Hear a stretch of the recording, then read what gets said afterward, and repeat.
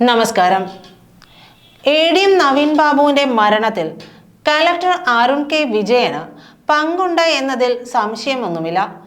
Arun K Vijayan എന്ന് പറയുന്നത് അഴിമതി രഹിതനായിട്ടുള്ള ഒരു ഉദ്യോഗസ്ഥനൊന്നുമല്ല. ഒരൊറ്റ കാര്യം ഓർത്താൽ മതി. അരുൺ കെ വിജയൻ ആറളം ഫാമിലെ 3500 ഏക്കർ ഭൂമി സ്വകാര്യ വ്യക്തിക്ക് പാട്ടത്തിന് നൽകിയ കാര്യം. കോടികളാണ് ഇതിന്റെ പിന്നിൽ മറിഞ്ഞത്. ഇതിൽ അരുൺ കെ വിജയനും ഒരു പങ്കു കിട്ടി.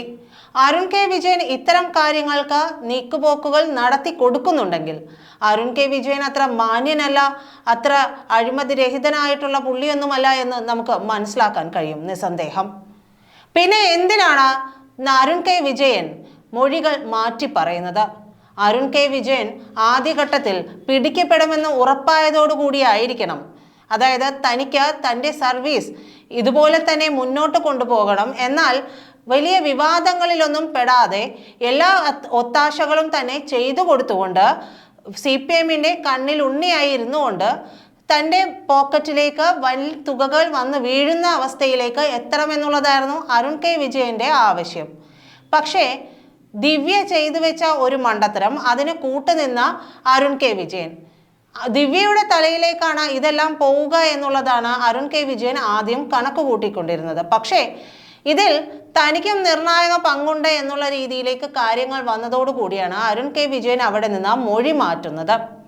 നോക്കൂ, CPM-ന് ഇക്കാര്യത്തിൽ വ്യക്തമായ പങ്കുണ്ട് എന്നുള്ളത് ഉറപ്പാണ്. പ്രത്യേകിച്ച് കണ്ണൂർ CPM-ന്. സർക്കാർ എന്തുകൊണ്ടാണ് അരുൺ കെ വിജയന്റെ കാര്യത്തിൽ യാതൊരു വിധത്തിലുള്ള നടപടികളും എടുക്കാത്തത്? ഒരു സ്ഥലം മാറ്റം പോലും ഒരു പേരിന് പോലും കൊടുത്തില്ല എന്നുള്ളതാണ്. അപ്പോൾ അത്രയേറെ വേണ്ടപ്പെട്ട വ്യക്തി തന്നെയാണ് collector Arun K Vijayan. Arun K വിജയനും PP ദിവ്യയും PV ഗോപിനാഥും TV പ്രശാന്തനും അങ്ങനെയുള്ള ഒരു സംഘം ഉണ്ട്. ആ സംഘത്തിന് കൃത്യമായ പിന്തുണ കണ്ണൂർ CPM-ൽ നിന്ന് ലഭിക്കുന്നുണ്ട്. ഇവർ പലർക്കും വേണ്ടിയുള്ള പല ഇടപാടുകളും ചെയ്തു കൊടുക്കുന്നുണ്ട്. അത്തരത്തിൽ പലതരത്തിലുള്ള ഭൂമി ക്വാറി മാഫിയകളുടെ വേണ്ടപ്പെട്ട 2 ഫയലുകൾ, അത്തരത്തിലുള്ള ഭൂമി ക്വാറി മാഫിയകളുടെ കാര്യങ്ങളെല്ലാം അരുൺ കെ വിജയനും അറിയാം. അപ്പോൾ അരുൺ കെ വിജയനെതിരെ CPM ഒരു നടപടി എടുത്തിട്ടുണ്ടെങ്കിൽ അദ്ദേഹം ഒരു പൊതുപ്രവർത്തകനല്ല, ഒരു സർക്കാർ സർവീസ് ഇരിക്കുന്ന ഒരു ഉദ്യോഗസ്ഥനാണ്. അതുകൊണ്ട് തന്നെ അദ്ദേഹത്തിനെതിരെ ആരോപണം വന്നാൽ അദ്ദേഹത്തിൻ്റെ സർവീസിൽ നിന്ന് പുറത്തു പോകേണ്ട അവസ്ഥയിലെത്തും. ഒരു പൊതുപ്രവർത്തകനാണെങ്കിൽ അവർക്ക് പിന്നെയും ശശിയെയും ദിവ്യയെയും പോലെയും ഒക്കെ തോളിലേറ്റ് നടക്കാം. പക്ഷെ ഇത് നടക്കില്ല. തങ്ങളുടെ അഭീഷ്ടത്തിന് വേണ്ടി പ്രവർത്തിക്കുന്ന ഒരു ഉദ്യോഗസ്ഥനെ ബലി കൊടുക്കുവാനും CPM തയ്യാറല്ല. അതുകൊണ്ടാണ് പല വിവരങ്ങളും അറിയാവുന്ന അരുൺ കെ വിജയനെ CPM അവിടെ സംരക്ഷിച്ചു നിർത്തുന്നത്. അല്ലാതെ CPM എന്തിനായിരിക്കണം അരുൺ കെ വിജയനെ സംരക്ഷിച്ചു നിർത്തേണ്ടത്? ഉത്തരമുണ്ടോ? CPM-ന്റെ പല രേഖകളും അരുൺ കെ വിജയൻ അറിയാം. അരുൺ കെ വിജയൻ ഇവരുടെ ഒരു പങ്കാളി തന്നെയാണ്. അതുകൊണ്ട് തന്നെയാണ് അങ്ങനെ അരുൺ കെ വിജയനെ വ്യക്തമായും കൃത്യമായുമുള്ള രീതിയിൽ സംരക്ഷിച്ചു നിർത്തുന്നത് കൊണ്ട് തന്നെ അവർക്ക് അവിടെ നിന്നും മാറ്റാനും കഴിയില്ല. കാരണം കണ്ണൂർ കേന്ദ്രീകരിച്ച് വലിയ രീതിയിലുള്ള ബിനാമി, കള്ളപ്പണ, ക്വാറി ഇടപാടുകളെല്ലാം തന്നെ നടക്കുന്ന ഒരു സ്ഥലമാണ്. അവരുടെ ഒത്താശയ്ക്ക് അനുസരിച്ച് തുള്ളുന്ന ഒരു ഉദ്യോഗസ്ഥരെ തന്നെ അവർക്ക് അവിടെ വേണം. അതുകൊണ്ടാണ് ഇത്രയേറെ ഒരു പ്രധാനപ്പെട്ട ഒരു വിഷയം അവിടെ ഉണ്ടായിട്ട് പോലും ദിവ്യയിൽ ഈ കാര്യങ്ങൾ ഒതുക്കുകയും ദിവ്യയാണെങ്കിൽ നേരത്തെ പറഞ്ഞതുപോലെ തന്നെ അവരെ അറസ്റ്റ് ചെയ്തു, ജയിലിലിട്ടു, ജാമ്യത്തിൽ പുറത്തിറങ്ങി. ഇനി അവരെ പൂർവാധികം ശക്തിയോടുകൂടി തന്നെ CPM അവരെ മുൻനിരയിലേക്ക് കൊണ്ടുവരും. ദിവ്യയുടെ മെൻഡർ എന്ന് പറയുന്നത് P ശശിയാണ്. അപ്പോൾ P ശശിക്കും ഒക്കെ ബന്ധമുള്ള വൻകിട ഇടപാടുകളാണ് അവിടെ നടന്നുകൊണ്ടിരിക്കുന്നത്. ചില്ലറ കാര്യങ്ങളൊന്നുമല്ല. ആറളം ഫാമിൽ പോലും കളക്ടർ വ്യക്തമായിട്ട് 3500 ഏക്കർ ഭൂമി സ്വകാര്യ വ്യക്തിക്ക് നൽകിയിട്ടുണ്ടെങ്കിൽ അത് CPM അറിഞ്ഞു നടത്തിയിട്ടുള്ള കളിയാണ്. അതിൻ്റെ പിന്നിൽ കോടികളാണ് മറിഞ്ഞിട്ടുള്ളത്. പക്ഷേ ദിവ്യയുടെ കാര്യം വന്നപ്പോൾ ഒരു ഘട്ടത്തിൽ കളക്ടർ അരുൺ കെ വിജയൻ പതറിപ്പോയി. തൻ്റെ സർവീസിനെ ബാധിക്കുമോ എന്നുള്ള ഒരു കാര്യം. കാരണം അദ്ദേഹം നേരത്തെ പറഞ്ഞതുപോലെ തന്നെ അരുൺ കെ വിജയൻ ഒരു പൊതുപ്രവർത്തകനല്ലല്ലോ. അത് സർവീസിലിരുന്നാൽ മാത്രമേ അദ്ദേഹത്തിൻ്റെ ഇടപാടുകൾ അദ്ദേഹത്തിന് നടത്താൻ പറ്റുകയുള്ളൂ. ആ ഒരു കാര്യത്തിൽ ഒറ്റ സെക്കൻഡിലൊന്ന് ഭയന്നുപോയി. അവിടെയാണ് അദ്ദേഹത്തിൻ്റെ ഇരട്ട മൊഴികൾ പറയുന്നത്. അതുകൊണ്ടാണ് അവിടെ സംശയം ജനിക്കുന്നത്. മാത്രമല്ല ആദ്യഘട്ടത്തിൽ എല്ലാവരും ദിവ്യ അധിക്ഷേപിച്ചതിന് പിന്നാലെയായിരുന്നു പാഞ്ഞു നടന്നുകൊണ്ടിരുന്നത്. പിന്നീടാണ് അരുൺ കെ വിജയൻ ആ വീഡിയോയിൽ ഊറിച്ചിരിക്കുന്ന ഒരു ദൃശ്യം കൂടി എല്ലാവരുടെയും, മലയാളികളുടെ അടക്കം എല്ലാവരുടെയും കണ്ണുകളിൽ ശ്രദ്ധയിൽപ്പെട്ടത്. അതോടുകൂടിയാണ് ദിവ്യയ്ക്കും അരുൺ കെ വിജയനും തമ്മിൽ കൃത്യമായ ബന്ധമുണ്ട്. എന്തുകൊണ്ട് അരുൺ കെ വിജയൻ ഇത്തരം ഒരു പ്രസ്താവന നടത്തുമ്പോൾ അരുൺ കെ വിജയൻ ദിവ്യയെ എന്തുകൊണ്ട് തടഞ്ഞില്ല എന്ന ചോദ്യം അവിടെ മുതലാണ് ഉയർന്നു തുടങ്ങിയത്. അതോടുകൂടിയാണ് ഇവരുടെ ഒരു ബെൽറ്റ് TV പ്രശാന്തനും PP ദിവ്യയും കളക്ടറും PV ഗോപിനാഥും ഉൾപ്പെടെയുള്ളവരുടെ ഒരു ബെൽറ്റ് ഉണ്ട് എന്നുള്ളതും, അത് CPM-ന്റെ അങ്ങറ്റത്തുള്ള ഉന്നത കേന്ദ്രങ്ങൾക്ക് അനുസരിച്ച് പ്രവർത്തിക്കുന്നവരാണ് എന്നുമുള്ള കാര്യങ്ങളൊക്കെ പുറത്തേക്ക് വരുന്നത്. കളക്ടർ അരുൺ കെ വിജയൻ മനുഷ്യാവകാശ കമ്മീഷന് നൽകിയ മൊഴി പരസ്പര വിരുദ്ധമായിട്ടുള്ളതാണ്. ആദ്യം പറയുന്നു ADM നവീൻ ബാബു ഈ ഒരു വിഷയം ഉണ്ടായതിനു ശേഷം അദ്ദേഹത്തിന്റെ ചേംബറിലേക്ക് വരുന്നു, തനിക്ക് തെറ്റുപറ്റിപ്പോയി എന്ന് പറയുന്നു എന്നുള്ളതാണ്. ആ തെറ്റുപറ്റിപ്പോയി എന്ന് പറഞ്ഞ ഒരൊറ്റ മൊഴിയുടെ അടിസ്ഥാനത്തിലാണ് ദിവ്യയ്ക്ക് ജാമ്യം ലഭിച്ചത് പോലും. ഈ ജാമ്യം ലഭിച്ചതിനെ ചോദ്യം ചെയ്തുകൊണ്ട് ഹൈക്കോടതിയിലേക്ക് ADM നവീൻ ബാബുവിന്റെ ഭാര്യ മഞ്ജുഷ ഒരു അപ്പീൽ ഹർജി നൽകിയിട്ടുണ്ട്.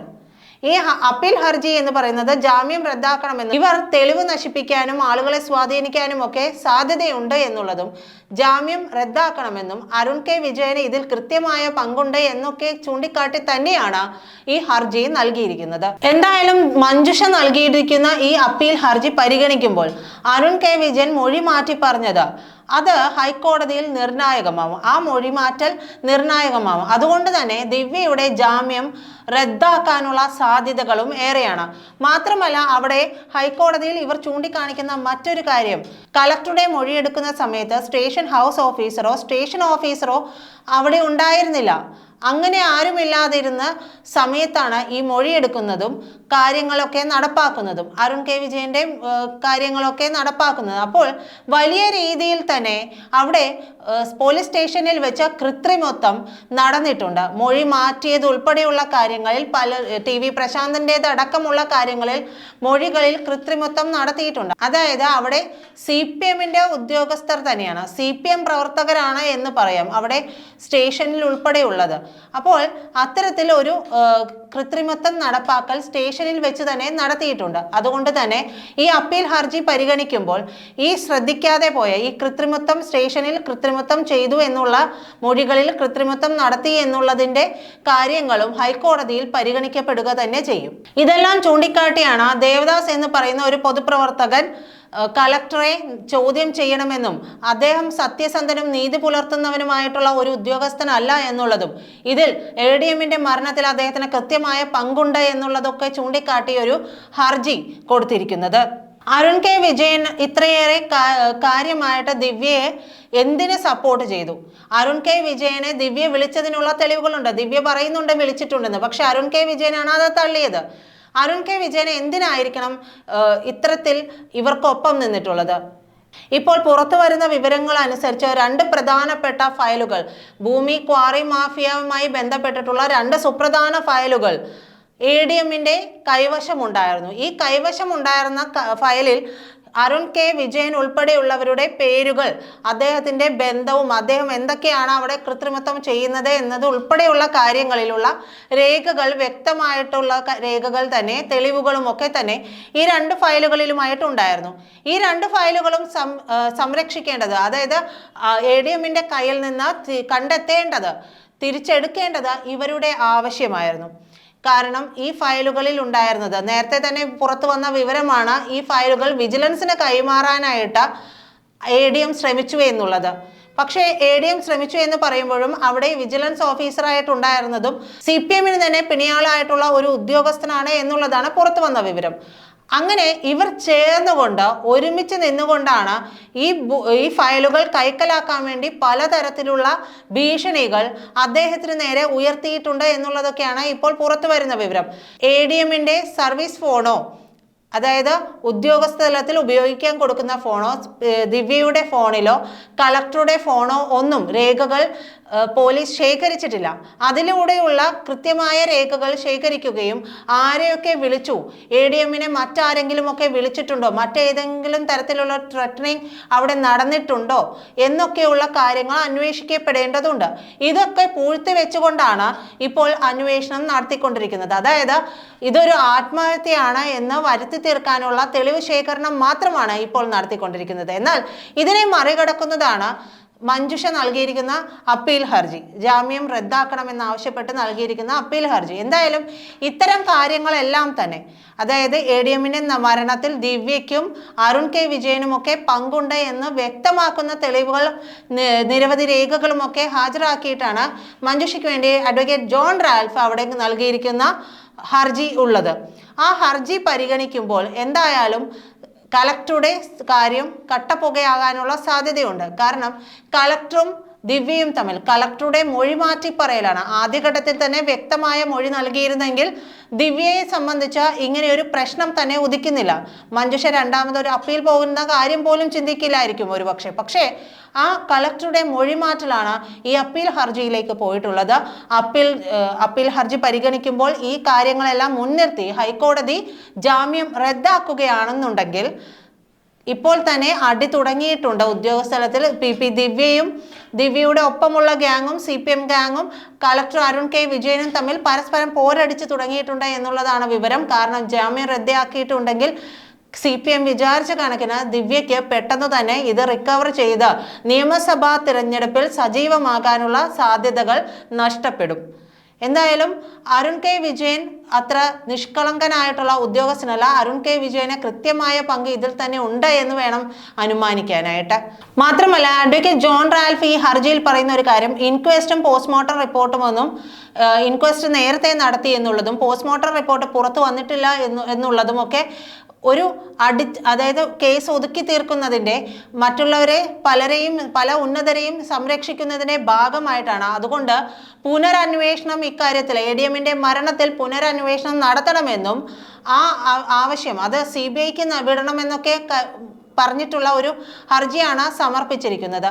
എന്തായാലും CBI അന്വേഷണം വരികയാണെന്നുണ്ടെങ്കിൽ ഒരിക്കലും അരുൺ കെ വിജയനും ദിവ്യയ്ക്കും ഇരിക്കപ്പൊറുതി ഉണ്ടാകില്ല എന്നുള്ള കാര്യം ഉറപ്പാണ്. അവർ ശിക്ഷിക്കപ്പെടുക തന്നെ ചെയ്യുമെന്ന ഘട്ടത്തിലേക്ക് പോവുകയും CPMന്റെ കാര്യം പ്രതിസന്ധിയിലാവുകയും ചെയ്യും. നന്ദി.